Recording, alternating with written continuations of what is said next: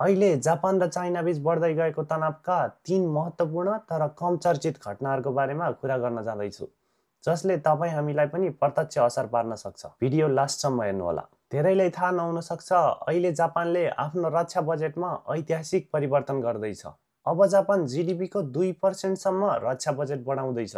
यदि यो लागू भयो भने अमेरिका र चीन पछिको तेस्रो ठुलो रक्षा बजेट भएको देश जापान बन्नेछ। जापानको मुख्य उद्देश्य काउन्टर स्ट्राइक क्यापेबिलिटी हो। यदि कुनै देशबाट आक्रमणको सङ्केत आयो भने जापानले त्यो देशलाई डाइरेक्ट आक्रमण गर्न सक्छ र चाइनाले यसलाई क्षेत्रीय अस्थिरता भन्दै विरोध पनि गर्दै आएको छ। 2.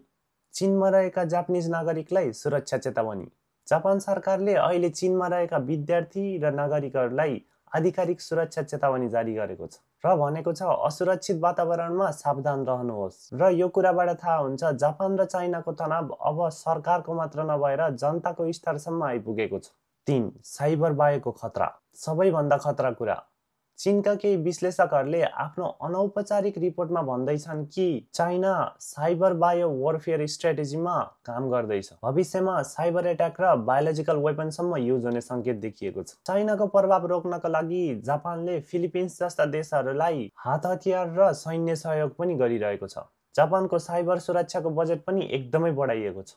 सैन्य खर्च, नागरिक सुरक्षा चेतावनी, साइबर बायो खतरा, यी सबैले चाइना र जापानको सम्बन्ध एकदमै बिगारेको छ। जापानमा या चाइनामा बस्ने विदेशीलाई पनि यी सबै कुराले भविष्यमा सुरक्षा, अर्थतन्त्र र स्थिरतामा असर पार्न सक्छ। फिजिकल वार हुने सम्भावना एकदमै कम छ, तर इकोनोमिक वार भने एकदमै कडा हुने देखिएको छ। ख्याल गर्नुहोला। Thank you for watching. See you tomorrow.